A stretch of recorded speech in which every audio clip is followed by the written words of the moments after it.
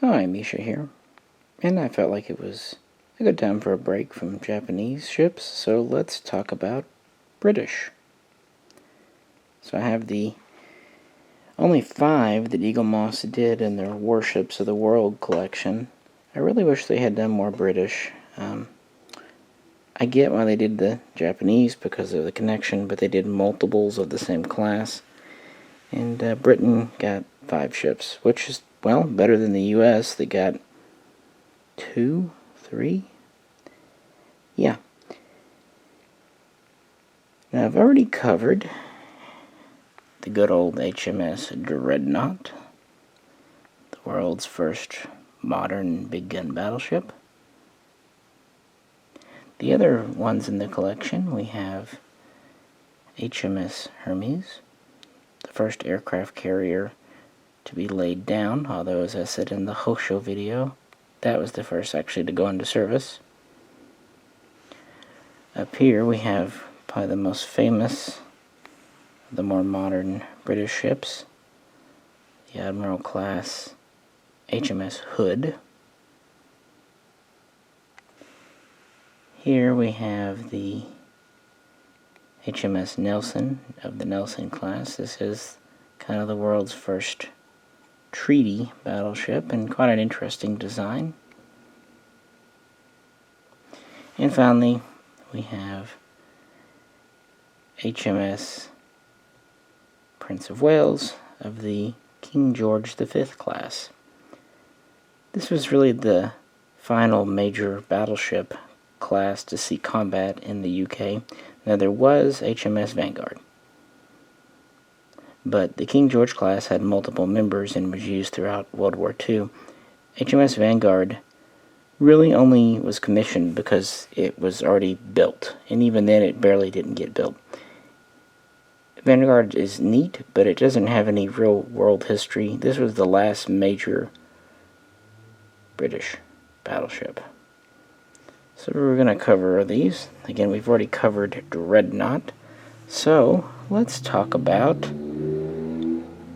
Hermes here. The design that would ultimately turn into HMS Hermes, really the only one in her class, started way back in the middle of World War I. In 1916, they took a basic cruiser hull design and modified it to be a seaplane carrier. It was going to carry a dozen float planes for reconnaissance and whatnot.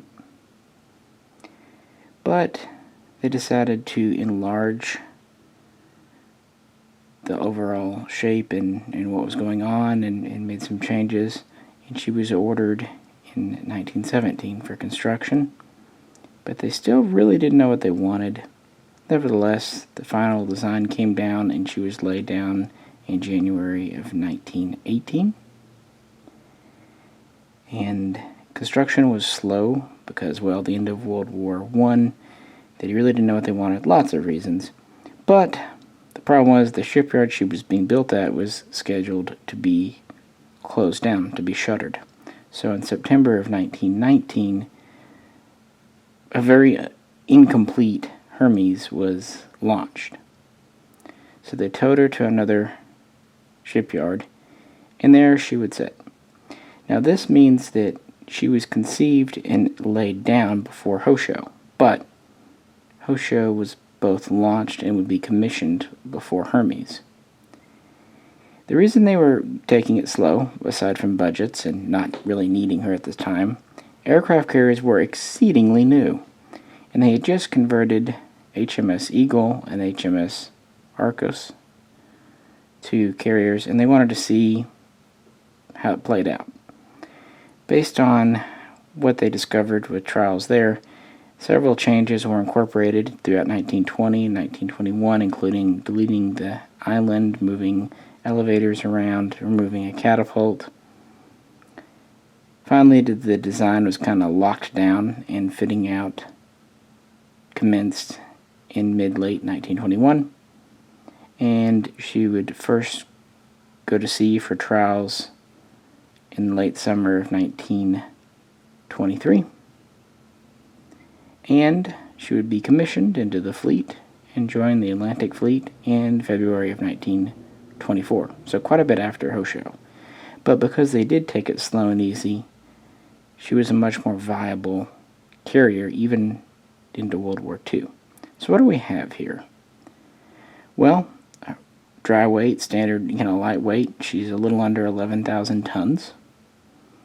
And loaded up, she's a little under 14,000 tons. She is 600 feet long. Of that, the flight deck is 570 feet. Under that, we have a hangar that's 400 feet by 50 feet. And she's designed to carry 20 aircraft. Of course, back then they would have been old school biplanes, reconnaissance mostly at the time. A few early bomber things, and a few very early fighter things later. She had a crew of 533 men and 33 officers, plus whatever flight crews, pilots, and whatnot might be stationed on board. She was 25 knots speed with 2 screws, which by World War I standards was quite fast, but obviously by World War II, not so much. And she did have some guns, again, early carrier. They didn't know what they were going to be doing. She had half a dozen 5.5 inch and 4-inch guns, mostly for defense. Of course, later she would get more and more AA. She had a couple of elevators. Again, they deleted the catapult. Kind of a standard ship. And her motto was something like, "Can you take me higher?" I believe the first captain was Captain Scott.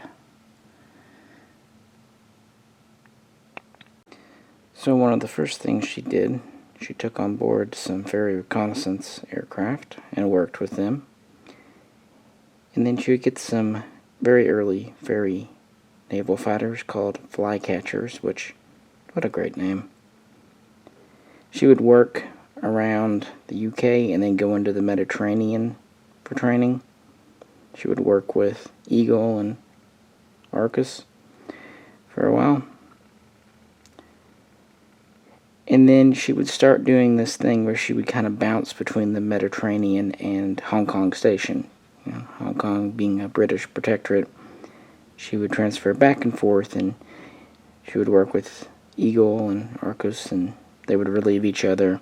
And she would very often go back in for refits and updates as they had new technology and figured out what worked and tried other things. Fun fact, when in 1927 she would go back to Hong Kong Station, relieving Arcus, but while they were together they decided to go attack some pirate bases. So 2 very modern aircraft carriers went up against traditional Chinese junks and sampans. I can only imagine the reaction of those pirates to having aircraft coming from boats at them. It must have been something. Well, then she would go back to Hong Kong and back and forth. A couple of years later, she would first visit Japan. And then she would eventually go back in 1933 for a refit. Her original longitudinal resting gear would be replaced with more modern types, and with this she was able to take on board her first torpedo bombers, again ferries. They were kind of the name of the game at this time for naval. And then back to Hong Kong Station with some time in the Mediterranean. In 1936, she would make a big tour of Japan. Keep in mind, Japan and Britain had been close allies for a long time, and they knew relations were dipping.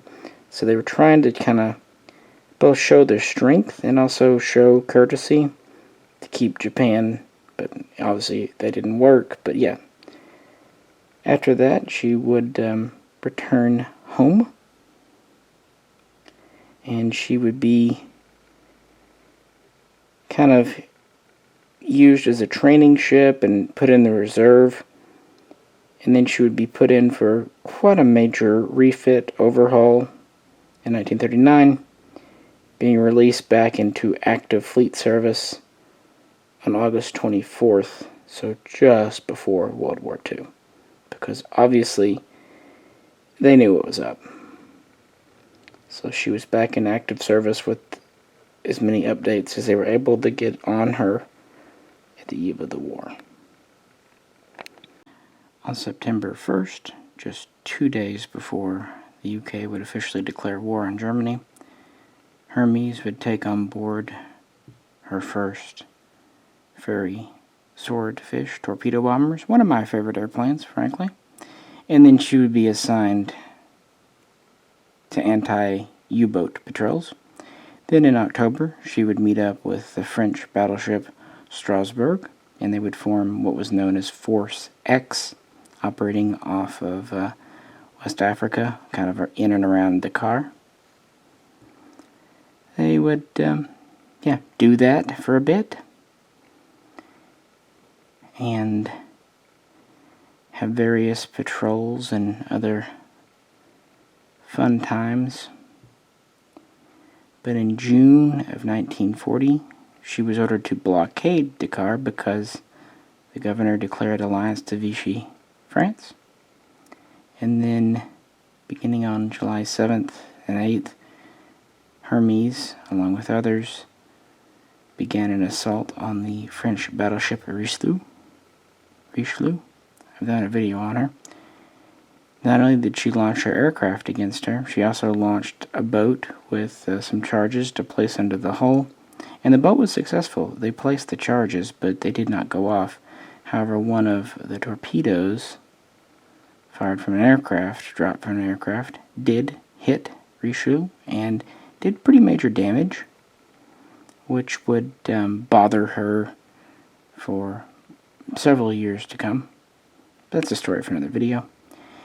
But then, a short time after, she would have a collision with another ship. This is a merchant ship during bad weather, and this caused enough damage that she had to go back to port for a repair refit, which would pretty much last nearly to the end of 1940. After that, she would be assigned again for patrols, looking for potential German commerce raiders in the southern Atlantic. And thus she began 1941. Hermes would continue her patrols, mostly looking for German raiders, until March of 1941. Didn't have a whole lot of luck. In April, she was assigned to the Persian Gulf to support British Army operations in and around Iraq. Then she would end up patrolling the Indian Ocean for a time. Not a whole lot going on there for her. Then she would go back to her home waters for another refit, which would last from around November 1941 to the beginning of 1942. Afterwards, she would be assigned to the Eastern Fleet, going back to kind of her old stomping grounds.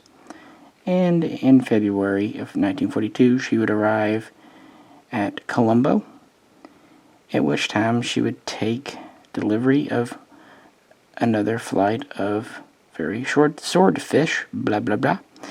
And when you have swordfish coming on board, you know what that means. You're going on submarine patrols. I don't know, do we want to call them U-boats even if they're Japanese? Let's call them U-boats. I like the name U-boat.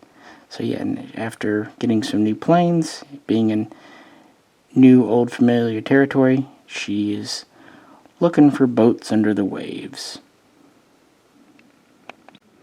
So in March, she is assigned to Force B along with several other British assets in the Far East.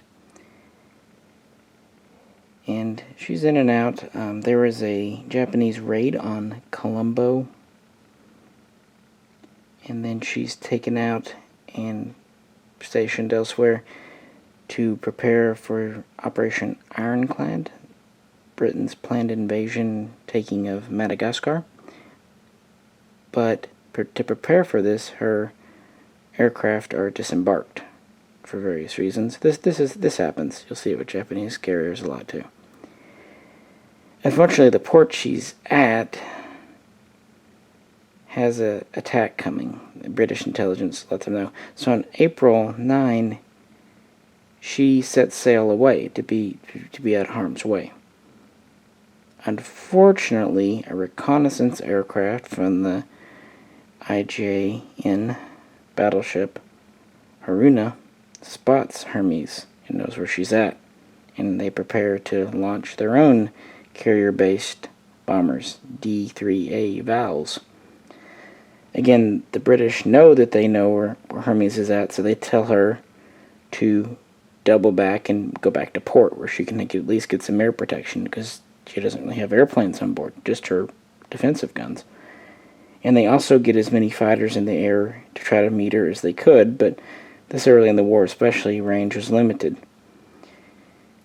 The Japanese launched a total of 85 bombers, escorted by, I think it's 9 or 10 Zeros. Very impressive force for 1942. And they were attacking several British assets. 35 would break off and head directly for Hermes. 6 British fighters would be on station to try to repel them. 6 more were inbound, but 6 fighters against nearly at least 9 Zeros and the D3As. It didn't go well. She took several hits and was basically a sitting duck. By the time the other 6 British fighters were available, it was already far too late. So Hermes rather quickly sank with multiple hits. The only somewhat fortunate thing, over half our crew was rescued, over 300. As luck would have it, there was a hospital ship nearby that was able to respond, and the Japanese cleared out because they knew reinforcements were coming. So yes, while several hundred did die, it could have been a much worse catastrophe. And thus ends Britain's first purpose-built aircraft carrier. Yes, they had other converted ships that were made into carriers, but Hermes was the first one laid down as a carrier that went into service. And she did serve for 2.5 years in World War II, which is more than you can say for Hosho. I mean, Hosho made it through the war, but she was always a second-line unit. Hermes did carry 5 more planes, was the same speed, basically. But, yeah. It's a neat model from Eagle Moss. It's interesting they chose this and not Eagle or Ark Royal. But, I get why they did. Interesting ship. Actually, it's die-cast metal, but because it's relatively small, it's one of the lighter ones. Of course, your flight deck is all plastic and has little airplanes on it. Kind of neat. Thus ends the Hermes. Well, we'll get to some other ones. If you have any questions or comments, please do post them. I appreciate you tuning in, and I hope I got something on camera for you. This is Misha, and I'll catch you very soon next time.